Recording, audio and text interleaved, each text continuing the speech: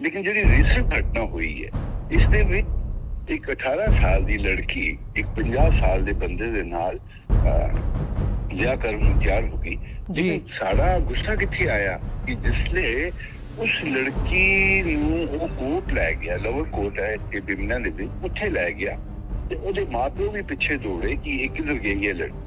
वो कोर्ट के बाहर गेट ते उसनूं रोक दिता गया। सिखां दे करैक्टर दे विच ये है कि भाई तुसीं जिस नाल विआह करोगे तो जिंदगी सारी ਉਹਦੇ ਨਾਲ ਬਿਤਾਣੀ ਹੈ। ਦੂਸਰੀ ਗੱਲ ਉਹਦੇ ਵਿੱਚ ਨਹੀਂ ਹੁੰਦੀ ਜੀ। ਪਾਰਟਿਕੂਲਰਲੀ ਮੁਸਲਿਮ ਦੇ ਵਿੱਚ ਇਹ ਹੈ ਕਿ ਇਹਨਾਂ ਨੂੰ 3-4 ਵਿਆਹ ਕਰਨ ਦੀ ਇੱਕ ਇਜਾਜ਼ਤ ਹੁੰਦੀ ਹੈ ਜੀ। ਇਹਨਾਂ ਦੀ ਨਜ਼ਰ ਵਿੱਚ ਹਮੇਸ਼ਾ ਜਿਹੜੀ ਲੜਕੀ ਹੁੰਦੀ ਹੈ ਉਹ ਇਹਨਾਂ ਦੀ ਇੱਕ ਅਲੱਗ ਸੋਚ ਹੁੰਦੀ ਹੈ ਕਿ ਭਈ ਸ਼ਾਇਦ ਮੈਂ ਦੂਸਰਾ ਵਿਆਹ ਕਰ ਲਾਂ, ਤੀਸਰਾ ਵਿਆਹ ਕਰ ਲਾਂ। तो ਉਹਦਾ ਇੱਕ ਸੋਸ਼ਲ ਇੰਪੈਕਟ ਜਿਹੜਾ ਸਾਡੇ ਉੱਪਰ ਪੈ ਰਿਹਾ ਹੈ ਕਸ਼ਮੀਰ ਦੇ ਵਿੱਚ। ਪਰ ਕੁਝ ਪਰਸਨ ਜਿਹੜੀ ਉਹ ਹੈ ਜਿਸ ਵਿੱਚ ਇਸਲਾਮਿਕ ਫੰਡਾਮੈਂਟਲ ਜਿਹੜੇ ਲੋਕ ਨੇ ਉਹਨਾਂ ਨੇ ਆਰਗੇਨਾਈਜ਼ ਵੇ ਨਾਲ ਮੋਟੀਵੇਟ ਕੀਤਾ ਲੜਕੀਆਂ ਨੂੰ। ਪਰ ਜਿਸ ਸਿਸਟਰ ਜੀ ਇੱਥੇ ਆਏ ਤੇ ਉਹਨਾਂ ਆ ਕੇ ਵੀ ਇੱਥੇ ਕੁਝ ਐਸੇ ਮਤਲਬ ਨੌਜਵਾਨਾਂ ਦੇ ਨਾਲ ਲੈ ਕੇ ਤੇ ਕੁਝ ਐਸੇ ਅਲਫਾਜ਼ ਇਸਤੇਮਾਲ ਕੀਤੇ ਜਿਸ ਨਾਲ ਬੜਾ ਰੋਸ ਪੈਦਾ ਹੋਇਆ ਮਜ਼ਾਕੀ ਕਮਿਊਨਿਟੀ ਦੇ ਵਿੱਚ ਜੀ। ਉਹਨਾਂ ਨੇ ਇਹ ਗੱਲ ਖੁੱਲ ਕੇ ਕਹੀ कि भाई बंदूक की नोक पर ये लड़कियां किडनैप की जा रही। ते आम लोगों ने ये गल कही कि सानू दोस्तों आज तो नहीं ऐसा कितने होया और हो भी नहीं सकता। पीछे सिस्टर साहब ने बड़ी बारी गलती की थी कि उन्होंने इस तरह की बयानबाजी की है। बीजेपी के नाल जुड़े हुए ने, आरएसएस के नाल जुड़े हुए ने जी। वो लोग इतने उस तरफ का प्ले कर रहे हैं, उस तरह के हालात पैदा कर रहे हैं ताकि इत्थे का असर सरकारां नूं या पॉलिटिशियन नूं यूपी, पंजाब, दिल्ली में फायदा मिले। पर वो साढ़े बंदे पे बंदूक रख के अगर अपना फायदा लेना चाहन असी वो कितने नहीं होने देंगे। वाहिगुरू जी का खालसा वाहिगुरू जी की फतेह। TV84 ਦੇ ਸਾਰੇ ਦਰਸ਼ਕ ਤੇ ਸਰੋਤੇ ਜਿਹੜੇ ਇਸ ਵਕਤ ਸਾਡੇ ਨਾਲ ਨਾਰਥ ਅਮਰੀਕਾ ਦੇ ਵਿੱਚੋਂ ਜੁੜੇ ਹੋਏ ਆ ਜਾਂ ਫਿਰ ਸੋਸ਼ਲ ਮੀਡੀਆ ਦੇ ਰਾਹੀਂ ਸਾਨੂੰ ਦੁਨੀਆ ਭਰ ਦੇ ਵਿੱਚ ਦੇਖ ਰਹੇ ਆ, ਮੈਂ ਅਮਰਵੀਰ ਸਿੰਘ ਅੱਜ ਇਸ ਗੁਫ਼ਤਗੂ ਪ੍ਰੋਗਰਾਮ ਦੇ ਵਿੱਚ ਆਪ ਸਭ ਦਾ ਤਹਿ ਦਿਲੋਂ ਸਵਾਗਤ ਕਰਦਾ। ਵਿਊਅਰਸ, ਅੱਜ ਅਸੀਂ ਜਿਹੜੀ ਜੰਮੂ ਕਸ਼ਮੀਰ ਦੇ ਵਿੱਚ ਘਟਨਾ ਵਾਪਰੀ ਹੈ ਸਿੱਖ ਬੱਚੀ ਦੇ ਨਾਲ ਸੰਬੰਧਿਤ ਉਸ ਬਾਬਤ ਵਿਚਾਰ ਚਰਚਾ ਕਰਨ ਜਾ ਰਹੇ ਹਾਂ।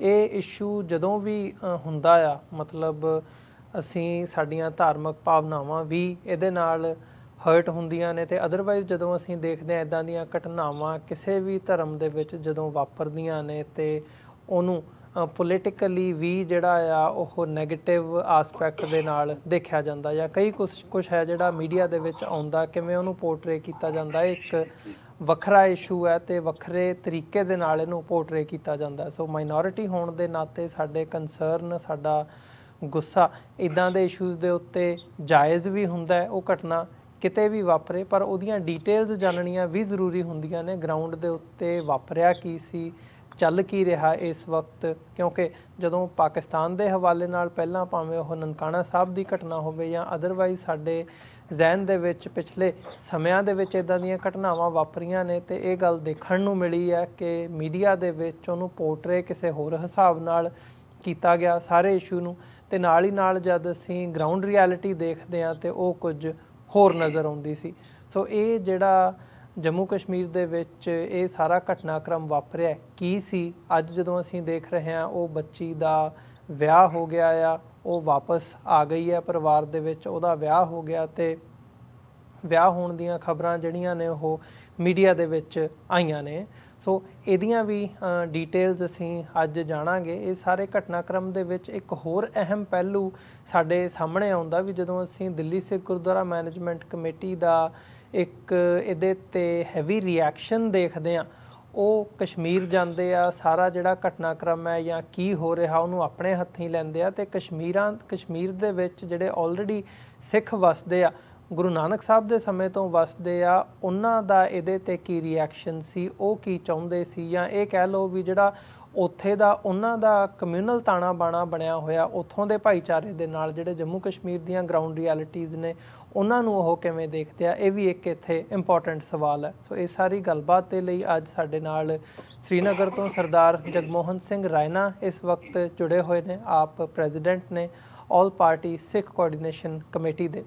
रायना साहब तुहाडा स्वागत है जी। वाहिगुरू जी का खालसा वाहिगुरू जी की फतेह जी। जी का खालसा वाहिगुरू जी की फतेह जी।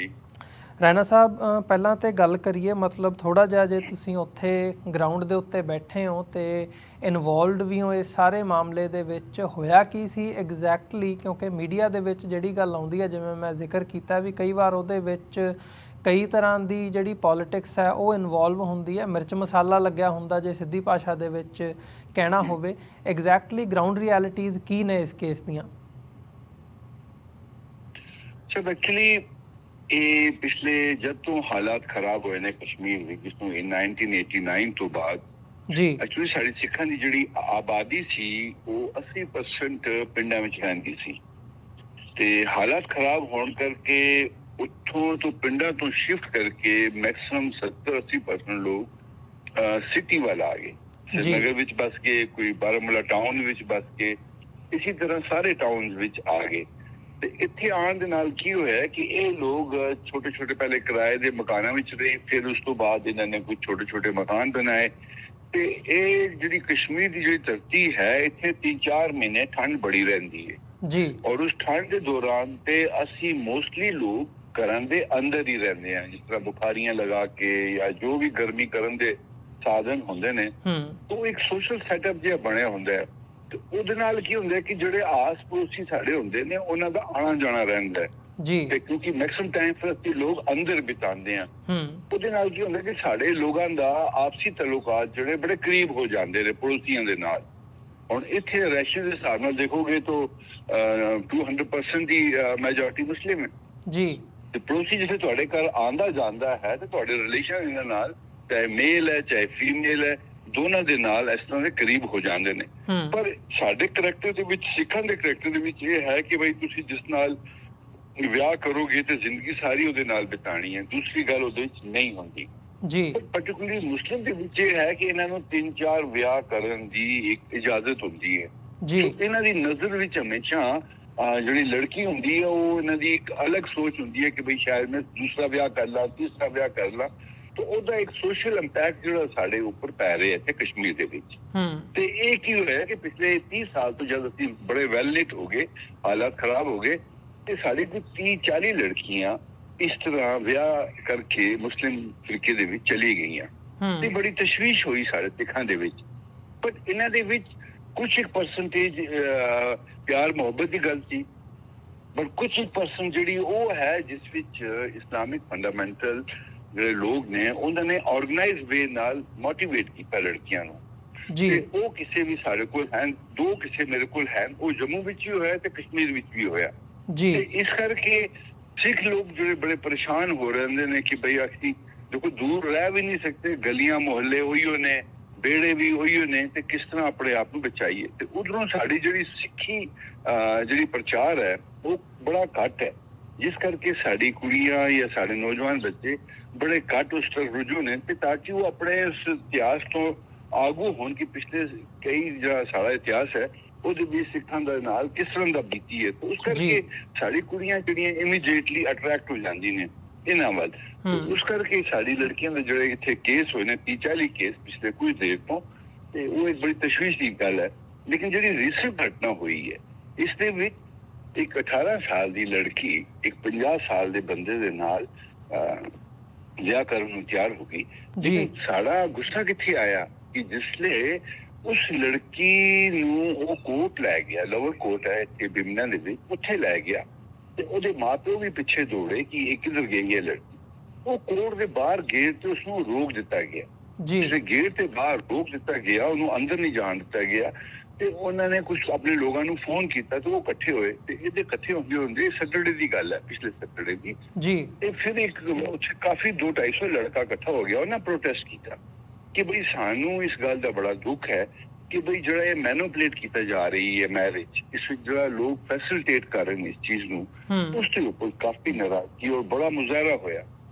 ਤੇ ਫਿਰ ਬਾਅਦ ਵਿੱਚ ਅਸੀਂ ਜਿਸਲੇ ਗੱਲ ਐਡਮਿਨਿਸਟ੍ਰੇਸ਼ਨ ਨਾਲ ਕੀਤੀ, ਐਡਮਿਨਿਸਟ੍ਰੇਸ਼ਨ ਨੇ ਪੁਲਿਸ ਵਗੈਰਾ ਉੱਥੇ ਭੇਜੀ, ਕਿਉਂਕਿ ਅਸੀਂ ਇਹ ਕਿਹਾ ਕਿ ਬਈ ਆਖਰ ਕੋਰਟ ਦੇ ਅੰਦਰ ਕੋਈ ਕਾਰਵਾਈ ਚੱਲ ਰਹੀ ਹੈ, ਪੇਰੈਂਟਸ ਬਾਹਰ ਬੈਠੇ ਹੋਏ ਨੇ, ਉਹਨਾਂ ਨੂੰ ਵੀ ਬੁਲਾਇਆ ਜਾ ਸਕਦਾ ਸੀ। ਕਾਰਵਾਈ ਜਿਹੜੀ ਹੈ ਉਸ ਦੇ ਵਿੱਚ ਰੁਕਾਵਟ ਪੈਦਾ ਕੀਤੀ ਜਾ ਸਕਦੀ ਸੀ, ਉਸਨੂੰ ਰੋਕਿਆ ਜਾ ਸਕਦਾ ਸੀ, ਦੂਸਰੇ ਪੱਖ ਨੂੰ ਵੀ ਸੁਣਿਆ ਜਾ ਸਕਦਾ ਸੀ।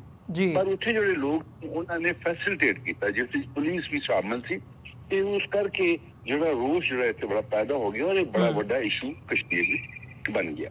ਤੇ ਅਸੀਂ ਫਿਰ ਇਸ ਲਈ ਸ਼ਾਮੀ ਗਏ, ਮੇਰੀ ਵੀ ਗੱਲ ਉਸਲੇ ਐਡਵਾਈਜ਼ਰ ਨਾਲ ਹੋਈ ਤੇ ਮੈਂ ਉਹਨਾਂ ਨੂੰ ਕਿਹਾ, ਉਹਨਾਂ ਨੇ ਸਪੈਸ਼ਲ ਪੁਲਿਸ ਅਫਸਰ ਨੂੰ ਭੇਜਿਆ ਤੇ ਸ਼ਾਮੀ ਕੋਈ ਰਾਤੀ 11 ਵਜੇ ਉਹਨਾਂ ਸਾਨੂੰ ਇਹ ਲੜਕੀ ਜਿਹੜੀ ਉੱਥੋਂ ਦੇ ਦਿੱਤੀ। ਅਸੀਂ ਉਹ ਲੜਕੀ ਲੈ ਕੇ ਆ ਕੇ ਤੇ ਪਰਿਵਾਰ ਨੂੰ ਦੇ ਦਿੱਤੀ।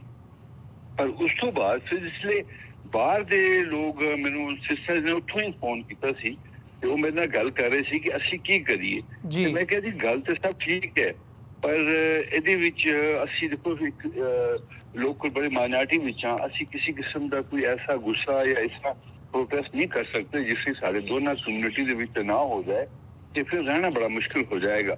ਪਰ ਸਾਨੂੰ ਕੋਈ ਐਸਾ ਰਸਤਾ ਲੱਭਣਾ ਪਏਗਾ ਕਿ ਅੱਗੋਂ ਸਾਡੀ ਜਿਹੜੀ ਲੜਕੀਆਂ ਨੇ ਇਹਨਾਂ ਦੀ ਸੇਫਟੀ ਬਣੇ, ਜਿਸ ਵਿੱਚ ਮੈਂ ਉਸ ਵਿੱਚ ਉਹਨਾਂ ਨੂੰ ਕਿਹਾ ਸੀ ਕਿ ਅਸੀਂ ਇੰਟਰਕਾਸਟ ਮੈਰਿਜ ਐਕਟ ਜਿਹੜਾ ਹੈਗਾ ਉਹਨੂੰ ਇੱਥੇ ਅਸੀਂ ਲਾਗੂ ਕਰਵਾਉਣ ਦੀ ਕੋਸ਼ਿਸ਼ ਕਰੀਏ ਜਾਂ ਐਂਟੀ ਕਨਵਰਸ਼ਨ ਲਾ ਨੂੰ ਜਿਹੜਾ ਹੈਗਾ ਉਹ ਇੱਥੇ ਮਤਲਬ ਇੰਟਰੋਡਿਊਸ ਕਰੀਏ ਤਾਂ ਕਿ ਸਾਡੀ ਵੀ ਸੇਫਟੀ ਹੋਏ। ਪਰ ਇਹ ਸਾਰੀ ਚੀਜ਼ਾਂ ਅਜੇ ਸਰਕਾਰ ਦੇ ਦਾਇਰੇ ਵਿੱਚ ਨੇ। ਸਰਕਾਰ ਕਿਸ ਤਰ੍ਹਾਂ ਸਿੱਖਾਂ ਵੱਲ ਦੇਖਦੀ ਹੈ ਉਸ ਚੀਜ਼ ਨੂੰ ਦੇਖਣਾ ਹੈ।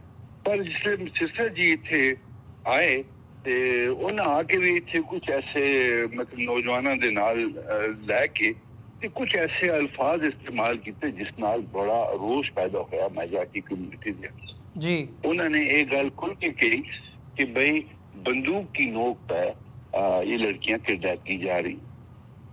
ਤੇ ਆਮ ਲੋਕਾਂ ਨੇ ਇਹ ਗੱਲ ਕਹੀ ਜੀ ਸਾਨੂੰ ਦੱਸੋ ਅੱਜ ਤੋਂ ਨਹੀਂ ਐਸਾ ਕਿੱਥੇ ਹੋਇਆ ਔਰ ਹੋ ਵੀ ਨਹੀਂ ਸਕਦਾ।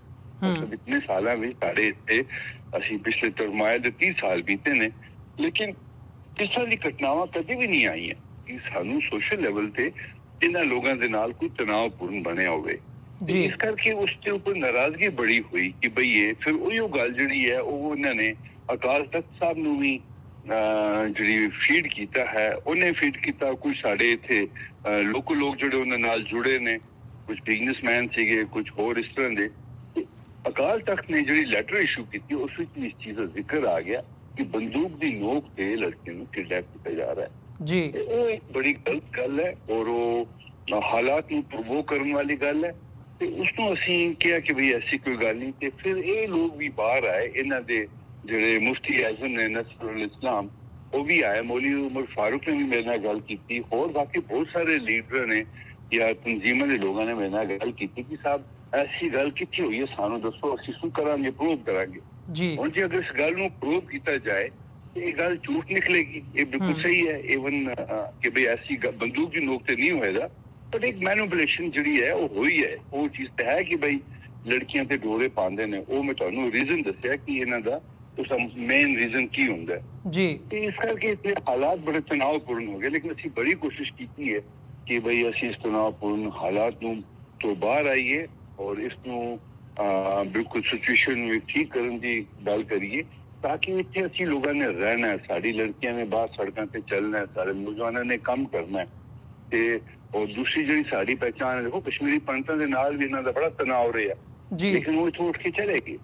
ਹਾਲਾਂ ਉਹਨਾਂ ਦੀ ਆਈਡੈਂਟੀਟੀ ਤੇ ਮੁਸਲਿਮ ਦੀ ਆਈਡੈਂਟੀਟੀ ਵਿੱਚ ਕੋਈ ਫਰਕ ਨਹੀਂ ਹੈ, ਲੇਕਿਨ ਸਾਡੇ ਸਿੱਖ ਦੀ ਆਈਡੈਂਟੀਟੀ ਦੂਰੋਂ ਨਜ਼ਰ ਆਉਂਦੀ ਹੈ। ਅਗਰ ਕੁੜੀ ਹੈਗੀ ਹੈ ਤਾਂ ਉਹਦੀ ਬਾਹ ਵਿੱਚ ਕੜਾ ਪਿਆ, ਸਰਦਾਰ ਹੈਗਾ ਤੇ ਉਹਦੇ ਸਿਰ ਤੇ ਪੱਗ ਲੱਗੀ ਹੈ। ਤਾਂ ਇਸ ਕਰਕੇ ਅਸੀਂ ਐਸੇ ਤਣਾਅਪੂਰਨ ਮਾਹੌਲ ਨੂੰ ਇੱਥੇ ਬਰਦਾਸ਼ਤ ਨਹੀਂ ਕਰ ਸਕਦੇ ਤੇ ਨਾ ਹੋਣ ਦਿਆਂਗੇ। ਤਾਂ ਇੱਥੇ ਸਿਸਟਰ ਸਾਹਿਬ ਨੇ ਬੜੀ ਭਾਰੀ ਗਲਤੀ ਕੀਤੀ ਕਿ ਉਹਨਾਂ ਨੇ ਇਸ ਤਰ੍ਹਾਂ ਦੀ ਬਿਆਨਬਾਜ਼ੀ ਕੀਤੀ ਹੈ। ਠੀਕ ਹੈ, ਅਸੀਂ ਤੇ ਸ਼ੁਕਰੀਆ ਕਰਾਂਗੇ, ਚਲੋ ਜੀ ਸਾਡੇ ਇਸ ਮਾਹੌਲ ਨੂੰ ਸਪੋਰਟ ਕਰਨ ਆਏ ਨੇ, ਪਰ ਇੱਥੇ ਦੀ ਸਿਚੁਏਸ਼ਨ ਤੋਂ ਗੈਰ ਵਾਕਿਫ ਤੇ ਇਸ ਕਰਕੇ ਹੁਣ ਇਸ ਸਿਚੁਏਸ਼ਨ ਨੂੰ ਥੋੜਾ ਸੰਭਾਲਣ ਦੀ ਕੋਸ਼ਿਸ਼ ਕਰ ਰਹੇ ਹਾਂ। ਲੇਕਿਨ ਉਹਦੇ ਵਿੱਚ ਸਾਨੂੰ ਜਿਹੜੇ ਮੁਸਲਿਮ ਲੀਡਰ ਵੀ ਹਨ ਉਹ ਵੀ ਬਾਹਰ ਆਏ, ਉਹ ਵੀ ਬੈਕਫੁੱਟ ਤੇ ਹੀ ਨੇ। ਤੇ ਅਸੀਂ ਕੋਸ਼ਿਸ਼ ਕਰ ਰਹੇ ਹਾਂ ਕਿ ਸਿਚੁਏਸ਼ਨ ਜਿਹੜੀ ਹੈ ਇਹ ਫਰਦਰ ਐਗਰੀਵੇਟ ਨਾ ਹੋਵੇ। ਦੂਸਰੀ ਤਰਫ ਇਹ ਹੈ ਕਿ ਹੁਣ ਇਹ ਕੁਝ ਲੋਕ ਜਿਹੜੇ ਇਸ ਤਰ੍ਹਾਂ ਬੀਜੇਪੀ ਦੇ ਨਾਲ ਜੁੜੇ ਹੋਏ ਨੇ, ਆਰਐਸਐਸ ਦੇ ਨਾਲ ਜੁੜੇ ਹੋਏ ਨੇ ਜੀ, ਉਹ ਲੋਕ ਇੱਥੇ ਉਸ ਤਰਫ ਦਾ ਪਲੇ ਕਰ ਰਹੇ ਨੇ, ਉਸ ਤਰ੍ਹਾਂ ਦੇ ਹਾਲਾਤ ਪੈਦਾ ਕਰ ਰਹੇ ਨੇ ਤਾਂ ਕਿ ਇੱਥੇ ਦਾ ਅਸਰ ਸਰਕਾਰਾਂ ਨੂੰ ਜਾਂ ਪੋਲੀਟੀਸ਼ੀਅਨ ਨੂੰ ਯੂਪੀ, ਪੰਜਾਬ, ਦਿੱਲੀ ਵਿੱਚ ਫਾਇਦਾ ਮਿਲੇ। ਪਰ ਉਹ ਸਾਡੇ ਬੰਦੇ ਤੇ ਬੰਦੂਕ ਰੱਖ ਕੇ ਅਗਰ ਆਪਣਾ ਫਾਇਦਾ ਲੈਣਾ ਚਾਹਣ, ਅਸੀਂ ਉਹ ਇੱਥੇ ਨਹੀਂ ਹੋਣ ਦਿਆਂਗੇ। ਉਸ ਤੋਂ ਬਾਅਦ ਵੀ ਪਰਮਜੀਤ ਸਿੰਘ ਸਰਨਾ ਵੀ ਅਕਾਲੀ ਦਲ ਦੇ ਸਾਬਕਾ ਪ੍ਰਧਾਨ ਦਿੱਲੀ ਪ੍ਰਬੰਧਕ ਉਹ ਵੀ ਇੱਥੇ ਆਏ, ਹੋਰ ਵੀ ਲੋਕ ਤਿਆਰ ਹੋਣ ਨੇ ਆ ਰਹੇ ਨੇ ਇੱਥੇ। ਪਰ ਅਸੀਂ ਕਿਸੇ ਨੂੰ ਇਹ ਮੈਦਾਨ ਨਹੀਂ ਬਣਦਾ ਕਿ ਸਾਡੇ ਕੰਨਿਆਂ ਤੇ ਬੰਦੂਕ ਰੱਖ ਕੇ ਔਰ ਸਾਡੇ ਹਾਲਾਤ ਨੂੰ ਵਿਗਾੜ ਕੇ ਜੀ ਉਹ ਆਪਣੇ ਫਾਇਦੇ ਦਿੱਲੀ ਵਿੱਚ ਰੱਖਣਗੇ ਤੇ ਇਹ ਚੀਜ਼ ਨਹੀਂ ਹੋਣ ਦੇਣਗੇ। ਇਹ ਚੀਜ਼ ਜਿਹੜੀ ਸਿਚੁਏਸ਼ਨ ਹੈ ਉਹ ਕਾਫੀ ਡਾਈਸੀ ਹੈ, ਪਰ ਅਸੀਂ ਇਸ ਤੇ ਕੰਮ ਕਰ ਰਹੇ ਹਾਂ ਤਾਂ ਕਿ ਇਹ ਹਾਲਾਤ ਠੀਕ ਬਣੇ ਰਹਿਣ ਤੇ ਸਿੱਖ ਲੋਕ ਜਿਹੜੇ ਆਪਣੇ ਤਰੀਕੇ ਨਾਲ ਇੱਥੇ ਰਹਿਣ। ਬਾਕੀ ਗੱਲ ਰਹੀ ਕਿ ਦਿੱਲੀ ਵਾਲੇ, ਉਹਨਾਂ ਨੇ ਅੱਜ ਤੱਕ ਕਦੀ ਵੀ, ਮੇਰੀ ਅੱਜ ਤੱਕ 5-6 ਮੀਟਿੰਗਸ ਹੋਮ ਮਿਨਿਸਟਰ ਨਾਲ ਹੋਈ ਨੇ, ਪ੍ਰਾਈਮ ਮਿਨਿਸਟਰ ਨਾਲ ਹੋਈ ਨੇ। ਅਸੀਂ ਲੋਕ ਆਪਣੀ ਕਈ ਮੰਗਾਂ ਲੈ ਕੇ ਉੱਥੇ ਗਿਆ। ਸਾਡੀ ਇਕਨੋਮਿਕਲ ਕੰਡੀਸ਼ਨ ਨੂੰ ਖਰਾਬ ਕਰਨ ਵਾਸਤੇ ਇਹਨਾਂ ਲੋਕਾਂ ਨੇ ਬੜਾ ਅਹਿਮ ਰੋਲ ਅਦਾ ਕੀਤਾ। ਲਾਸਟ ਵੀ ਸਾਡੇ ਕੋਲ ਪੰਜਾਬੀ ਜ਼ਬਾਨ ਜਿਹੜੀ 200 ਸਾਲ ਵਿੱਚ ਇੱਕ ਸਰਕਾਰੀ ਸਟੇਟਸ ਸੀ ਉਹਦਾ, ਫਾਰਮੂਲੇ ਦੇ ਤਹਿਤ ਇਹਨਾਂ ਨਵਾਂ ਫਾਰਮੂਲਾ ਲੈ ਕੇ ਜ਼ਬਾਨ ਨੂੰ ਬਾਹਰ ਕਰ ਦਿੱਤਾ। ਤੇ ਸਾਨੂੰ ਸਰਕਾਰ ਵੱਲੋਂ ਕੋਈ ਐਕਸਪੈਕਟੇਸ਼ਨ ਨਹੀਂ ਹੈ, ਕਿਉਂਕਿ ਇੱਕ ਪਾਲਿਸੀ ਹੈ RSS ਦੀ ਕਿ ਸਿੱਖਾਂ ਨੂੰ ਤੁਸੀਂ ਇਕਨੋਮਿਕਲੀ ਪੋਲੀਟੀਕਲੀ ਡਾਇਲੂਟ ਕਰ ਦਿਓ। तो इस करके वो सानू किसी किस्म की ऐसा सहयोग नहीं देंगे जिस तरह का दिल्ली तो कई लीडर आके गल कर रहे हैं। क्योंकि मैं पिछले 10-15 साल तो देखिया, सानू जीना अपने हिम्मत नाल जीना है ते उसी नाल चलना है। तो इस करके सिचुएशन असीं संभाल के रखना, क्योंकि अपने लोगों ने रहना है। बड़े गरीब लोग भी है ने, पिंडां विच रहिंदे ने, जिथे 2 घर ने उत्थे हज़ारां घर मैजॉरिटी दे ने। असीं इस तरह का तनावपूर्ण सूरत विच उन्हां लोगों नूं नहीं छड्ड सकदे जी। ਇਹ ਤੁਸੀਂ ਇੱਕ ਬੜੀ ਇੰਪੋਰਟੈਂਟ ਗੱਲ ਕੀਤੀ ਹੈ, ਜਿਹੜੀ ਹਾਰਮਨੀ ਵਾਲੀ ਕੀਤੀ ਹੈ, ਵੀ ਆਪਸ ਦੇ ਵਿੱਚ ਤਾਣਾ ਬਾਣਾ ਜਿਵੇਂ ਦਾ ਬਣਿਆ ਹੋਇਆ ਜੰਮੂ ਕਸ਼ਮੀਰ ਦੇ ਵਿੱਚ ਸਿੱਖਾਂ ਦਾ ਮੈਜੋਰਿਟੀ ਕਮਿਊਨਿਟੀ ਦੇ ਨਾਲ, ਮੁਸਲਮਾਨ ਭਾਈਚਾਰੇ ਦੇ ਨਾਲ, ਉਹ ਬਹੁਤ ਇੰਪੋਰਟੈਂਟ ਆ। ਤੇ ਜਿਹੜੇ ਬਾਹਰ ਦੇ ਲੋਕ ਆ ਉਹ ਉਸ ਗੱਲ ਨੂੰ ਨਹੀਂ ਸਮਝਦੇ, ਉਸ ਸਾਰੇ ਪਾਰਟ ਤੋਂ ਉਹ ਅਣਜਾਣ ਨੇ।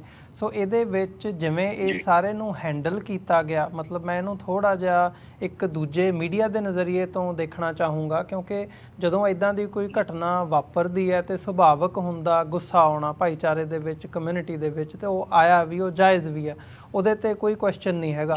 ਪਰ ਐਟ ਦ ਸੇਮ ਟਾਈਮ ਜਿਵੇਂ ਤੁਸੀਂ ਜ਼ਿਕਰ ਕੀਤਾ ਵੀ ਸਿਰਸਾ ਸਾਹਿਬ ਆਏ, ਉਹਨਾਂ ਨੇ ਕੁਝ ਗੱਲਾਂ ਅਜਿਹੀਆਂ ਕਹਿ ਦਿੱਤੀਆਂ ਜਿਹੜੀਆਂ ਨਹੀਂ ਸੀ ਕਹਿਣੀਆਂ ਬਣਦੀਆਂ, ਜਿਹਨੇ ਸਿਚੁਏਸ਼ਨ ਦੇ ਵਿੱਚ ਮਤਲਬ ਬਲਦੀ ਅੱਗ ਦੇ ਵਿੱਚ ਤੇਲ ਪਾਉਣ ਦਾ ਕੰਮ ਕੀਤਾ। ਤੇ ਉਹੀ ਗੱਲ ਫਿਰ ਜਿਹੜੀ ਆ ਜਦੋਂ ਮੀਡੀਆ ਦੇ ਵਿੱਚ ਜਾਂਦੀ ਆ, ਮੀਡੀਆ ਖਾਸ ਤੌਰ 'ਤੇ ਜਦੋਂ ਅਸੀਂ ਇੰਡੀਅਨ ਮੀਡੀਆ ਦੀ ਗੱਲ ਕਰਦੇ ਹਾਂ, ਜਾਂ ਉਹ ਮੀਡੀਆ ਜਿਹੜਾ BJP ਸਰਕਾਰ ਦਾ ਪੱਖੀ ਹੈ, ਉਹਨਾਂ ਦੀ ਬੋਲੀ ਬੋਲਦਾ ਤੇ ਉਹ ਉਹਨੂੰ ਹੋਰ ਵੀ ਹਵਾ ਦਿੰਦਾ। ਤੇ ਜਿਹੜਾ ਇੱਕ ਕਮਿਊਨਲ ਐਂਗਲ, ਪੋਲਰਾਈਜੇਸ਼ਨ ਦਾ ਜਿਹੜਾ ਏਜੰਡਾ BJP ਦਾ ਵਰਤਿਆ ਜਾਂਦਾ, BJP ਵਰਤਦੀ ਹੈ, ਉਹਨੂੰ ਬਹੁਤ ਬਲ ਮਿਲਦਾ। ਤੇ ਉਹ ਉਹੀ ਚੀਜ਼ ਕਿਤੇ ਨਾ ਕਿਤੇ ਇਸ ਮਾਮਲੇ ਦੇ ਵਿੱਚ ਵੀ ਦੇਖਣ ਨੂੰ ਮਿਲਦੀ ਹੈ। ਸੋ ਕੀ ਸਮਝਦੇ ਹੋ ਕਿ ਉਹ ਜਾਣ ਬੁੱਝ ਕੇ ਕੀਤਾ ਗਿਆ, ਇਹਨੂੰ ਇੱਕ ਕਮਿਊਨਲ ਪੋਲਰਾਈਜੇਸ਼ਨ ਦੇ ਹਵਾਲੇ ਤੋਂ ਉਸ ਤਰ੍ਹਾਂ ਦੀ ਰੰਗਤ ਦੇਣ ਦੀ ਕੋਸ਼ਿਸ਼ ਕੀਤੀ ਗਈ ਹੈ, ਤੇ ਜੰਮੂ ਕਸ਼ਮੀਰ ਦੇ ਵਿੱਚ ਜਿਹੜੀ ਸਿੱਖਾਂ ਦਾ ਮੈਜੋਰਿਟੀ ਕਮਿਊਨਿਟੀ ਦੇ ਨਾਲ ਭਾਈਚਾਰਾ ਆ ਉਹਨੂੰ ਸੱਟ ਵੱਜੇ? बिल्कुल, मैं तो दसा कि वो इस तो पोलिटिकल माइलेज जी है वो लैना चाहते हैं। क्योंकि असी कुछ दिनों तो ये देख रहे हैं जब तो ये घटना वापरी है, जिन्ना भी TV चैनल ने वो सारे लोग इस काम विच मतलब तेल पाने की कोशिश कर रहे हैं। उन्होंने इत्थे दे सही हालात को उजागर करने की कोशिश नहीं की थी, क्योंकि कश्मीर एक बड़ी सेंसिटिव जगह है। इत्थे चाहे कोई भी घटना होए, साढ़े पड़ोसी देश, पूरी वर्ल्ड इसके ऊपर नजर रखती है। ते जे अगर उसको मोड़ तरोड़ के पेश किया जाए कि इत्थे दी मेजॉरिटी नूं बदनाम किया जाए, तो वो एक अच्छी गल नहीं है। हालांकि फैक्ट ये है कि इत्थे दी सोसाइटी बहुत वधिया है, इत्थे दे लोग बड़े अच्छे ने, जेड़े भी हालात कितने खराब है, टूरिस्ट लोग इत्थे आए ने। लेकिन इस सारे हालात में एक नवी चीज जी मैनू पिछले कुछ दिनों चो मतलब देखी है, वो मैं अपने कुछ फ्रेंड्स के मीडिया के थ्रू एक गल रखी है, वो मैं आज प्रेस कॉन्फ्रेंस में देने जा रहा तो मैं ਉਹਦੇ ਵਿੱਚ ਵੀ ਇਹ ਗੱਲ ਰੱਖ ਰਿਹਾ ਜੀ। ਇਹਦੇ ਵਿੱਚ ਕੀ ਹੋ ਰਿਹਾ ਹੈ ਕਿ ਮੈਂ ਤੁਹਾਨੂੰ ਦੱਸਾਂ ਕਿ ਜਿਸਲੇ 1981 ਦੀ ਗੱਲ ਹੈਗੀ ਹੈ, ਮੈਂ ਜਿਸਲੇ ਮੈਗਜ਼ੀਨ ਸਟੇਟ ਰਿਪੋਰਟਰ ਆਪਣਾ ਲਾਂਚ ਕੀਤਾ ਸੀ ਕਸ਼ਮੀਰ ਵਿੱਚ, ਤੇ ਮੈਨੂੰ ਇੱਕ ਫਰੈਂਡ ਨੇ ਕਿਹਾ ਕਿ ਤੁਸੀਂ ਮੇਰੇ ਨਾਲ ਆਓ। ਇੱਕ ਜਗ੍ਹਾ ਦੱਸੀ ਉਹਨਾਂ ਨੇ, ਕਸ਼ਮੀਰ ਵਿੱਚ ਕੀ ਹੁੰਦਾ, ਘਾਹ ਘੂ ਕੱਢ ਕੇ ਨਾ ਉਹ ਖੇਤਾਂ ਵਿੱਚ ਇੱਕ ਉੱਚੀ ਜਿਹੀ ਜਗ੍ਹਾ ਵਿੱਚ ਰੱਖ ਦਿੱਤਾ ਜਾਂਦਾ ਜੀ। ਤੇ ਉਹ ਕਹਿੰਦਾ ਇਹਦੇ ਤੁਸੀਂ ਕੈਮਰਾ ਲੈ ਕੇ ਆਇਓ। ਮੈਂ ਕੈਮਰਾ ਲੈ ਕੇ ਗਿਆ ਤੇ ਕਹਿੰਦੇ ਇਹਦਾ ਫੋਟੋ ਲੈ ਲਓ। ਜਦੋਂ ਮੈਂ ਫੋਟੋ ਲੈਣ ਲੱਗਾ ਤੇ ਮੈਂ ਦੇਖਿਆ ਉੱਥੇ ਕੋਈ 5-6 ਲੜਕੀਆਂ ਉਹਦੇ ਵਿੱਚ ਉੱਪਰ, ਉਹ ਤਕਰੀਬਨ ਹਾਈਟ ਤੁਸੀਂ ਲੈ ਲਓ ਕਿ 15 ਫੁੱਟ 20 ਫੁੱਟ ਦੇ ਕੋਲ ਉੱਪਰ, ਜਿਸ ਦੇ ਉੱਪਰ ਕੋਈ ਸੀੜੀ ਨਹੀਂ, ਕੁਛ ਨਹੀਂ, ਥੱਲੇ ਡੰਡਿਆਂ ਤੇ ਉਹ ਇੱਕ ਜਗ੍ਹਾ ਬਣੀ ਹੁੰਦੀ ਹੈ। ਤੇ ਉਹ ਫੋਟੋ ਜਿਸਲੇ ਮੈਂ ਲਿਆ ਤਾਂ ਦੇਖਿਆ ਮੈਂ ਲੜਕੀਆਂ ਉੱਥੇ। ਮੈਂ ਉਹਨੂੰ ਪੁੱਛਿਆ ਯਾਰ ਇਹ ਕੀ ਹੈ ਜੀ? ਕਹਿੰਦਾ ਇਹ ਲੜਕੀਆਂ ਬੰਗਾਲ ਤੋਂ ਲਿਆਈ ਜਾਂਦੀ ਨੇ ਤੇ ਇੱਥੇ ਆ ਕੇ साढ़े पिंडे दे ਜਿਹੜੇ ਕਈ ਮੁਸਲਿਮ ਆਜ਼ਾਦੀ ਲੋਕ ਨੇ ਉਹ ਖਰੀਦ ਕੇ ਵਿਆਹ ਕਰਦੇ ਨੇ। मैं बट मैं वो स्टोरी फिर नहीं ली। मैं इसके ऊपर शायद नाराजगी हो जाए मेजॉरिटी में, मैं स्टोरी नहीं छापी। पर ਉਹਦੇ ਵਿੱਚੋਂ ਇੱਕ ਗੱਲ ਜਿਹੜੀ ਨਿਕਲੀ ਮੈਨੂੰ, ਇੱਥੇ ਘੱਟ ਤੋਂ ਘੱਟ ਵੀ 5-6 ਹਜ਼ਾਰ ਲੜਕੀਆਂ ਬਿਹਾਰ ਤੇ ਇਥੋਂ ਬੰਗਾਲ ਤੋਂ ਆ ਕੇ ਇੱਥੇ ਵਿਕੀਆਂ ਨੇ ਜਿੱਥੇ ਕਸ਼ਮੀਰੀ ਮੁਸਲਿਮ ਨਾਲ ਵਿਆਹ ਕੀਤੇ ਦਾ। ਉਸ ਤੋਂ ਬਾਅਦ ਕੀ ਹੋਇਆ ਕਿ ਇਹ ਜਿਹੜੇ 30 ਸਾਲ ਮਿਲੀਟੈਂਸੀ ਦੇ ਹੋਏ, ਇੱਥੇ ਹਾਲਾਤ ਖਰਾਬ ਸੁਣ ਤੇ ਬੱਚੇ ਪੜ੍ਹਨ ਲਈ ਕਰਨਾਟਕਾ, ਦਿੱਲੀ, ਪੰਜਾਬ, ਚੰਡੀਗੜ੍ਹ ਬਾਹਰ ਜਾਂਦੇ थे। कश्मीर ਦੇ ਬੱਚੇ ਬੜੇ ਖੂਬਸੂਰਤ ਨੇ, ਬੜੇ ਸਮਾਰਟ ਨੇ ਦੇਖਣ ਦੇ, ਤੇ ਬਾਹਰ ਇਹਨਾਂ ਲੋਕਾਂ ਨੇ ਅਟਰੈਕਟ ਕਰ ਦਿੱਤੀ ਲੜਕੀਆਂ। ਉਸ ਨਾਲ ਕੀ ਹੋਇਆ ਕਿ ਉਹ ਕੋਈ 7-8 ਹਜ਼ਾਰ ਬੱਚਾ ਜਿਹੜਾ ਸਾਡਾ ਇੱਥੋਂ ਬਾਹਰ ਗਿਆ ਪੜ੍ਹ, ਉਹ ਸਾਰੇ ਉੱਥੇ ਦੀ ਕੁੜੀਆਂ ਲੈ ਕੇ ਆ ਗਏ ਬਾਹਰ ਦੀ। ਨਾਨ ਮੁਸਲਿਮ, ਕਿਸੇ ਨੇ ਹਿੰਦੂ ਨਾਲ ਵਿਆਹ ਕੀਤਾ, ਕਿਸੇ ਨੇ ਸਿੱਖ ਨਾਲ ਵਿਆਹ ਕੀਤਾ, ਕਿਸੇ ਨੇ ਕਿਸ ਨਾਲ ਕੀਤਾ, ਤੇ ਉਹ ਸਾਰਾ ਮਿਲਾ ਕੇ ਤੁਸੀਂ ਦੇਖਦੇ ਨੇ ਤੇ ਘੱਟ ਤੋਂ ਘੱਟ 15-20 ਹਜ਼ਾਰ ਤੋਂ ਜ਼ਿਆਦਾ ਹੀ ਲੋਕ ਨੇ ਜਿਨ੍ਹਾਂ ਦੀ ਮੈਰਿਜ ਨਾਨ ਮੁਸਲਿਮ ਨਾਲ ਹੋਈ ਸੀ। ਹੁਣ ਤੁਸੀਂ ਸਾਡਾ ਫਾਰੂਕ ਅਬਦੁੱਲਾ ਜਿਹੜਾ ਕਸ਼ਮੀਰ ਦਾ ਲੀਡਰ ਹੈ, ਉਹਦੀ ਤੀਵੀਂ ਵੀ ਜਿਹੜੀ ਹੈ ਵੋਟੀ ਉਹ ਵੀ ਫੋਰਨਰ ਹੈ। ਉਮਰ ਅਬਦੁੱਲਾ ਹੈ, ਉਹਦੀ ਵੋਟੀ ਵੀ ਨਾਨ ਕਸ਼ਮੀਰੀ ਹੈ। ਇਸ ਤਰ੍ਹਾਂ ਦੇ ਬੜੇ ਕਿੱਸੇ ਨੇ ਇੱਥੇ। ਤੇ ਉਹ ਗੱਲ ਮੈਂ ਇੱਥੇ ਐਵੇਂ, ਕਿਉਂਕਿ ਮੈਂ ਪਿਛਲੇ 50 ਸਾਲ ਤੋਂ ਸੋਸ਼ਲ ਵਰਕਰ ਵੀ ਹਾਂ ਇੱਕ ਲੀਡਰ ਹੋਣ ਤੋਂ ਪਹਿਲਾਂ, ਤੇ ਮੈਂ ਉਸ ਐਂਗਲ ਤੋਂ ਸੋਚਿਆ ਤੇ ਮੈਂ ਮੁਸਲਿਮ ਫਰੈਂਡ ਦੇ ਨਾਲ ਗੱਲ ਕੀਤੀ। ਮੈਂ ਕਿਹਾ ਯਾਰ ਇੱਥੇ ਦੀ ਕਸ਼ਮੀਰੀ ਲੜਕੀਆਂ ਜਿਹੜੀਆਂ ਇਸ ਲਈ 30-35 ਸਾਲ ਦੀਆਂ ਹੋ ਗਈ, ਉਹਨਾਂ ਦਾ ਵਿਆਹ ਨਹੀਂ ਹੋ ਰਿਹਾ। ਕਿਉਂ ਨਹੀਂ ਹੋ ਰਿਹਾ? ਕਿਉਂਕਿ ਸਾਡਾ ਲੜਕਾ ਜਿਹੜਾ ਬਾਹਰ ਜਾ ਰਿਹਾ, ਕੰਮ ਕਰਨ ਜਾ ਰਿਹਾ, ਉਹ ਉੱਥੇ ਦੀ ਲੜਕੀ ਫੜ ਕੇ ਲੈ ਆਉਂਦਾ ਹੈ। ਸਾਡੀ ਲੜਕੀ ਕਿੱਥੇ ਜਾਣਗੀਆਂ? ਸਾਡੀ ਫਸਲ ਕੌਣ ਕੱਟੇਗਾ? ਤਾਂ ਇਸ ਕਰਕੇ ਇਹ ਜਿਹੜਾ ਇੰਟਰਕਾਸਟ ਮੈਰਿਜ ਐਕਟ ਹੈ ਉਹ ਇੱਥੇ ਲਾਗੂ ਕੀਤਾ ਜਾਏ। ਉਹਦੇ ਨਾਲ ਫਾਇਦਾ ਮਾਈਨੋਰਿਟੀ ਨੂੰ ਘੱਟ ਤੇ ਮੈਜੋਰਿਟੀ ਨੂੰ ਜ਼ਿਆਦਾ ਹੋਏਗਾ, ਤੇ ਇਸ ਨਾਲ ਸਾਡਾ ਵੀ ਇਹਦੇ ਵਿੱਚ ਇੱਕ ਬਚਾਅ ਹੋਏਗਾ ਕਿ ਅਸੀਂ ਕੋਈ ਇਸ ਤਰ੍ਹਾਂ ਦੀ ਘਟਨਾ ਨੂੰ ਨਹੀਂ ਦੇਖ ਸਕਾਂਗੇ। तो उस करके ये मैं अपने मेजॉरिटी फ्रेंड्स के सामने रखा और इस गल ਨੂੰ समझ गए ने। वो कहते हैं कि बिल्कुल ठीक गल है ये जी थोड़ी है। तो इस करके मैं इस चीज ਨੂੰ काफी इथे रख रहा कि प्रोजेक्ट ਨੂੰ एक रिव्यू करके जुडिशरी ਦੇ थ्रू एक नवा एक्ट लागू ਕੀਤਾ ਜਾਏ ताकि ਇੱਥੇ ਦੇ ਮਾਹੌਲ ਨੂੰ ਬਚਾਇਆ ਜਾ ਸਕੇ। क्योंकि ਇੱਥੇ ਦਾ ਕਲਚਰ, ਇੱਥੇ ਦਾ ਸੋਸ਼ਲ ਸੈਟਅਪ, ਚਾਹੇ ਮੁਸਲਿਮ ਹੈ ਚਾਹੇ ਸਿੱਖ ਹੈ ਜਾਂ ਕੋਈ ਵੀ ਹੈ, ਉਹ ਬਿਲਕੁਲ ਡਿਫਰੈਂਟ ਹੈ ਬਾਕੀ ਜਗ੍ਹਾ ਨਾਲੋਂ। तो अगर इस तरह की मैरिज मुस्लिम ਦੇ ਵਿੱਚ ਵੀ ਨਾਨ ਮੁਸਲਿਮ ਨਾਲ ਹੋਣਗੀਆਂ, ਬਾਹਰ ਦੇ ਲੋਕਾਂ ਨਾਲ ਹੋਣਗੀਆਂ, ਕਾਫੀ ਲੜਕੀਆਂ, ਮੈਂ ਤੁਹਾਨੂੰ ਦੱਸਾਂ ਕਿ ਅਗਰ 15-20 ਹਜ਼ਾਰ ਤੋਂ ਜ਼ਿਆਦਾ ਹੈਗੀ ਹੈ ਇੱਥੇ ਜੀ, ਇਹ ਲੜਕੇ, ਇਹ ਲੋਕ ਹੁਣ ਪਰੇਸ਼ਾਨ ਹੋਣੇ ਸ਼ੁਰੂ ਹੋ ਗਏ ਨੇ ਜਦ ਤੋਂ ਮੈਂ 2 ਦਿਨ ਤੋਂ ਇਹ ਗੱਲ ਇਹਨਾਂ ਸਾਹਮਣੇ ਰੱਖੀ ਹੈ। तो इस करके इस सारे हालात ਦੇ ਨਾਲ अगर ऐसे एक्ट आएंगे तो फिर इस तरह की जोर जबरदस्ती नहीं होएगी। कोई आदमी सजा दी लड़की ਨੂੰ ਚੁੱਕ ਕੇ ਨਿਕਾਹ नहीं कर सकेगा जी। ਤੇ ਜਿਹੜੇ ਇੱਥੇ ਦੇ ਮੁਫਤੀ ਆਜ਼ਮ ਨੇ ਨਸਰੁਲ ਇਸਲਾਮ भाई दो तार ने भी कह रहे सन कि 1-2 दिन के अंदर में एक मीटिंग कर रहे हैं जिदे जितने भी साढ़े मोल में जो निकाह पढ़ रहे हैं उन्होंने बुला के कह रहे हैं, हिदायत दे रहे हैं कि कोई भी निकाह बगैर पेरेंट्स दे नहीं होएगा जी। तो ਉਹਦੇ ਵਿੱਚ ਸਾਡਾ ਇਹ ਹੋਏਗਾ ਕਿ ਇਸ ਤਰ੍ਹਾਂ ਦੀ ਕੁੜੀ ਭਜਾ ਕੇ ਕੋਈ ਲੈ ਕੇ ਵਿਆਹ ਨਹੀਂ ਕਰੇਗਾ, या जो जहादी या कोई ऐसे इस्लामिक फंडामेंटल ग्रुप जो काम करते भी हैं। ओवरऑल इस तरह का कोई है नहीं, बट होएगा भी है भी कुछ, ते उस तो एक बचाव हो सकेगा ते इत्थे दा माहौल जो है वो ठीक रह सकेगा जी। बिल्कुल रैना साहब, जांदे जांदे एक गल जिहड़ी हारमनी दे उत्ते दोबारा मैं चाहूँगा कि जिहड़ा ताना बाना लोकल फैब्रिक बुनिया होया आ सिखां दा जिहड़ा भाईचारा बनया होया ਮੁਸਲਮਾਨਾਂ ਦੇ ਨਾਲ, ਉਸ ਹਵਾਲੇ ਤੋਂ ਜਿਹੜੀ ਇਹ ਡਿਵੈਲਪਮੈਂਟ ਹੋਈ ਹੈ ਉਹਨੂੰ ਕਿੰਨੀ ਕੁ ਢਾਹ ਲੱਗੀ ਹੈ, ਤੇ ਉਸ ਹਵਾਲੇ ਨਾਲ ਖਾਸ ਤੌਰ ਤੇ ਜਦੋਂ ਅਸੀਂ ਮੁਸਲਮਾਨਾਂ ਦਾ ਰਿਐਕਸ਼ਨ ਦੇਖਦੇ ਹਾਂ, ਹਾਲਾਂਕਿ ਕੁਝ ਪੋਸਟਸ ਜਾਂ ਮੀਡੀਆ ਦੇ ਵਿੱਚ ਬਾਅਦ ਦੇ ਵਿੱਚ ਹੁਣ ਖਬਰਾਂ ਆ ਰਹੀਆਂ ਨੇ ਉੱਥੋਂ ਦੇ ਮੁਸਲਮਾਨ ਲੀਡਰ ਧਾਰਮਿਕ ਹੋਣ ਜਾਂ ਪੋਲੀਟੀਕਲ ਹੋਣ, ਦੋਵਾਂ ਵੱਲੋਂ ਸਪੋਰਟ ਕੀਤਾ ਗਿਆ। ਇੱਥੇ ਤੱਕ ਗੱਲ ਕੀਤੀ ਗਈ ਹੈ ਵੀ ਜੀ ਇਨਸਾਫ ਦੇ ਲਈ ਵੀ ਅਸੀਂ ਨਾਲ ਸਿੱਖ ਭਾਈਚਾਰੇ ਦੇ, ਤੇ ਨਾਲ ਹੀ ਨਾਲ ਜਿਹਨੂੰ ਜਿਹੜਾ ਵੀ ਕੋਈ ਕਲਪਰੇਟ ਹੈ ਇਹਦੇ ਵਿੱਚ ਦੋਸ਼ੀ ਹੈ ਉਹ ਮੁਸਲਮਾਨ ਹੀ ਕਿਉਂ ਨਾ ਹੋਵੇ, ਜਿਹੜਾ ਇਸ ਮਾਮਲੇ ਦੇ ਵਿੱਚ ਜਦੋਂ ਅਸੀਂ ਦੇਖ ਰਹੇ ਹਾਂ ਤੇ ਉਹਨੂੰ ਇਨਸਾਫ ਦੇ ਲਈ ਉਹਨਾਂ ਨੇ ਆਵਾਜ਼ ਜਿਹੜੀ ਹੈ ਉਹ ਉਠਾਈ ਹੈ। ਸੋ ਉਸ ਨਜ਼ਰੀਏ ਤੋਂ ਕਿਵੇਂ ਦੇਖਦੇ ਹੋ ਤੇ ਕੀ ਕਹਿਣਾ ਚਾਹੋਗੇ ਜਦੋਂ ਗਰਾਊਂਡ ਤੇ ਤੁਸੀਂ ਬੈਠੇ ਹੋ? ਦੇਖੋ ਜੀ ਮੈਨੂੰ 2 ਦਿਨ ਪਹਿਲਾਂ ਇਹ ਹਾਲਾਤ ਇੱਥੇ ਵਿਗੜਨੇ ਸ਼ੁਰੂ ਹੋਏ तो मैंने मुस्लिम कुछ NGOs ने गल की है, वो कहते जी जगमोहन जी हमें बताइए आप कहाँ पर बैठेंगे, हम भी आपके साथ बैठेंगे बुर्का लगा, हम इस मामले की मुखालफत करेंगे कि ऐसे शादी नहीं हो सकती एक 18 साल की बच्ची की 50 साल के आदमी के साथ।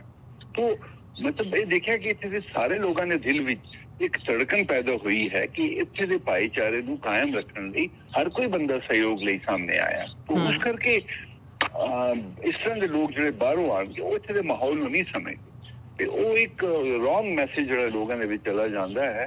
हालांकि मेरे नौजवान कई बड़े इस गल की मुखालफत कर रहे हैं, वो जज्बाती ने, पर उन्होंने कॉन्सिक्वेंसिस नहीं पता। ये जो ठहराव वाले लोग ने वो ये चीज नहीं जानते ने। इस करके सानू ये माहौल जो बनाए रखना है, पर यह है कि सिचुएशन जी है वो अच्छी बनी रहे।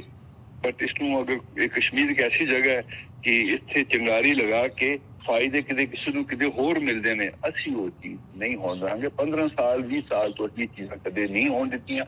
बड़े ऐसे वाक़ा होए पर असी इस माहौल नूं बराबर बनाए रखिया। और कश्मीरी रग रग विच एक बड़ा प्रेम है। ये मैं दसां कि टूरिस्ट जिन दिनों मिलिटेंसी सी टूरिस्ट इत्थे आंदा रहा, हिंदू आंदा रहा, लेकिन एक खास तबका सीगा जो कश्मीरी पंडित जिन्होंने नाल वो इन्हां नूं बदनाम करदा रहा। पर इस तरह ओवरऑल इत्थे सोसाइटी बहुत अच्छी है और इत्थे लोगों का प्रेम बड़ा है ते असी इस प्रेम नूं बनाए रखांगे। जी बिल्कुल रैना साहब, बहुत बहुत धन्यवाद ਤੁਸੀਂ ਸਮਾਂ ਕੱਢਿਆ ਤੇ ਸਾਡੇ ਨਾਲ ਵਿਚਾਰਾਂ ਦੀ ਸਾਂਝ ਪਾਈ ਹੈ। ਹਾਲਾਂਕਿ ਜਿਹੜਾ ਤੁਸੀਂ ਇੱਕ ਵੱਡਾ ਕੁਐਸਚਨ ਰੇਜ਼ ਕੀਤਾ, ਵਿਸ਼ੇਸ਼ ਤੌਰ ਤੇ ਜਿਹੜੇ ਬੰਦੇ ਖਾਸ ਤੌਰ ਤੇ ਦਿੱਲੀ ਸਿੱਖ ਗੁਰਦੁਆਰਾ ਮੈਨੇਜਮੈਂਟ ਕਮੇਟੀ ਦੇ ਮਨਜਿੰਦਰ ਸਿੰਘ ਸਿਰਸਾ ਉੱਥੇ ਆਏ ਆ, ਭਾਵਨਾ ਉਹਨਾਂ ਦੀ ਇਹੀ ਸੀ ਕਿ ਅਸੀਂ ਸਿੱਖਾਂ ਦੀ ਸਾਰ ਲੈਣੀ ਆ ਤੇ ਜਿੱਥੇ ਵੀ ਕੋਈ ਵਧੀਕੀ ਹੁੰਦੀ ਆ ਅਸੀਂ ਉਹਨਾਂ ਦੇ ਹੱਕ ਦੇ ਵਿੱਚ ਖਲੋਣਾ। ਪਰ ਲੋਕਲ ਜਿਹੜੀਆਂ ਨੁਆਂਸਿਸ ਨੇ ਉਹਨਾਂ ਨੂੰ ਨਹੀਂ ਸਮਝਿਆ ਗਿਆ, ਨਹੀਂ ਅਕਾਊਂਟ ਦੇ ਵਿੱਚ ਲਿਆ ਗਿਆ। ਤੇ ਫਿਰ ਜਿਹੜੀ ਗੱਲ ਕਹੀ ਗਈ ਜਿਹਦਾ ਤੁਸੀਂ ਬਕਾਇਦਾ ਜ਼ਿਕਰ ਕੀਤਾ ਕਿ ਬੰਦੂਕ ਦੀ ਨੋਕ ਦੇ ਉੱਤੇ ਜਿਹੜਾ ਇਸ ਹਿਸਾਬ ਦਾ ਕਮੈਂਟ ਕੀਤਾ ਗਿਆ ਕਿ ਇੱਦਾਂ ਬੱਚੀਆਂ ਨੂੰ ਅਗਵਾ ਕੀਤਾ ਜਾ ਰਿਹਾ ਹੈ, ਇਹ ਗੱਲ ਨਹੀਂ ਹੈਗੀ। ਤੇ ਇਸ ਗੱਲ ਦਾ ਅਕਾਲ ਤਖਤ ਦੇ ਲੈਟਰ ਹੈਡ ਤੱਕ ਪਹੁੰਚ ਜਾਣਾ ਇਹ ਇੱਕ ਵੱਡਾ ਸਵਾਲ ਹੈ। ਇੱਕ ਵੱਡੀ ਇਹਦੇ ਵਿੱਚ ਇਹਦੇ ਬਿਹਾਈਂਡ ਇੱਕ ਸਾਜ਼ਿਸ਼ ਵੀ ਨਜ਼ਰ ਆਉਂਦੀ ਹੈ। ਕਿਤੇ ਨਾ ਕਿਤੇ ਵਿੱਚ ਕੁਝ ਐਲੀਮੈਂਟਸ ਹੁੰਦੇ ਨੇ ਜਿਹੜੇ ਪੋਲਰਾਈਜੇਸ਼ਨ ਨੂੰ ਹਵਾ ਦਿੰਦੇ ਆ, ਕਮਿਊਨਲ ਹਾਰਮਨੀ ਨੂੰ ਤੋੜਨਾ ਚਾਹੁੰਦੇ ਆ ਜਾਂ ਉਹਦੇ ਵਿੱਚੋਂ ਸਿਆਸੀ ਮਫਾਦ ਲੈਣਾ ਚਾਹੁੰਦੇ ਆ। ਸੋ ਇਹਨਾਂ ਗੱਲਾਂ ਦਾ ਸਾਨੂੰ ਜ਼ਰੂਰ ਧਿਆਨ ਰੱਖਣਾ ਬਣਦਾ। ਸੋ ਇਹਨਾਂ ਹੀ ਸ਼ਬਦਾਂ ਦੇ ਨਾਲ ਤੁਹਾਡਾ ਬਹੁਤ ਬਹੁਤ ਧੰਨਵਾਦ, ਤੁਸੀਂ ਸਮਾਂ ਕੱਢਿਆ, ਫਤਿਹ ਦੀ ਸਾਂਝ ਪਾਈਏ ਜੀ। ਵਾਹਿਗੁਰੂ ਜੀ ਕਾ ਖਾਲਸਾ, ਵਾਹਿਗੁਰੂ ਜੀ ਕੀ ਫਤਿਹ। ਖਾਲਸਾ, ਵਾਹਿਗੁਰੂ ਜੀ ਕੀ ਫਤਿਹ। ਵਿਊਅਰਸ, ਉਮੀਦ ਕਰਦੇ ਹਾਂ ਜਿਹੜੀ ਅੱਜ ਦੀ ਸਾਡੀ ਇਹ ਵਿਚਾਰ ਚਰਚਾ ਸੀ ਤੁਹਾਨੂੰ ਜ਼ਰੂਰ ਪਸੰਦ ਆਈ ਹੋਵੇਗੀ। ਸੋ ਇਹਨਾਂ ਹੀ ਸ਼ਬਦਾਂ ਦੇ ਨਾਲ ਅੱਜ ਦੇ ਇਸ ਸ਼ੋਅ ਦੇ ਵਿੱਚ ਇੱਥੇ ਹੀ ਇਜਾਜ਼ਤ ਚਾਹਾਂਗੇ, ਇਸੇ ਕਮੈਂਟ ਦੇ ਨਾਲ ਕਿ ਜਿਹੜਾ ਵੀ ਘਟਨਾਕ੍ਰਮ ਵਾਪਰਦਾ ਉਹਦੀ ਤਹਿ ਤੱਕ ਪਹਿਲਾਂ ਜਾਈਏ, ਅਸੀਂ ਦੇਖੀਏ ਹੋਇਆ ਕੀ ਹੈ ਐਗਜ਼ੈਕਟਲੀ, ਅਤੇ ਉਹ ਤੋਂ ਬਾਅਦ ਜਿਹੜਾ ਸਾਡਾ ਰਿਐਕਸ਼ਨ ਹੈ ਉਹ ਹੋਣਾ ਚਾਹੀਦਾ। ਸੋ ਇੱਥੇ ਹੀ ਇਜਾਜ਼ਤ ਚਾਹਾਂਗੇ। ਜਾਂਦੇ ਜਾਂਦੇ ਮੈਂ ਬੇਨਤੀ ਜ਼ਰੂਰ ਕਰਦੇ ਹਾਂ, TV 84 ਨੂੰ ਚੱਲਦਾ ਰੱਖਣ ਦੇ ਲਈ, ਅੱਗੇ ਵਧਾਉਣ ਦੇ ਲਈ ਤੁਹਾਡੀ ਸਹਾਇਤਾ ਦੀ ਸਾਨੂੰ ਲੋੜ ਹੈ। TV 84 ਨੂੰ ਤੁਸੀਂ ਸਾਡੀ ਵੈਬਸਾਈਟ ਦੇ ਉੱਤੇ ਜਾ ਕੇ ਡੋਨੇਟ ਕਰ ਸਕਦੇ ਹੋ, www.tv84.tv। ਨਾਲ ਹੀ ਚੈੱਕ ਰਾਹੀਂ ਵੀ ਡੋਨੇਸ਼ਨ ਭੇਜ ਸਕਦੇ ਹੋ। TV 84 ਦੇ ਨਾਂ ਦਾ ਚੈੱਕ ਬਣਾ ਕੇ ਸਾਡੇ ਐਡਰੈਸ ਦੇ ਉੱਤੇ ਤੁਸੀਂ ਮੇਲ ਕਰ ਸਕਦੇ ਹੋ, 3601 37th ਐਵਨਿਊ, ਲੌਂਗ ਆਈਲੈਂਡ ਸਿਟੀ, ਨਿਊਯਾਰਕ 11101। ਵੈਬਸਾਈਟ ਫਿਰ ਦੱਸਦਾ ਇੱਕ ਵਾਰ, www.tv84.tv। ਇਸ ਦੇ ਨਾਲ ਵਿਊਅਰਸ ਅੱਜ ਦੇ ਇਸ ਪ੍ਰੋਗਰਾਮ ਦੇ ਵਿੱਚ ਇੱਥੇ ਹੀ ਇਜਾਜ਼ਤ ਚਾਹਾਂਗੇ, ਫਿਰ ਤੁਹਾਡੇ ਨਾਲ ਮੁਲਾਕਾਤ ਹੋਵੇਗੀ। ਵਾਹਿਗੁਰੂ ਜੀ ਕਾ ਖਾਲਸਾ, ਵਾਹਿਗੁਰੂ ਜੀ ਕੀ ਫਤਿਹ।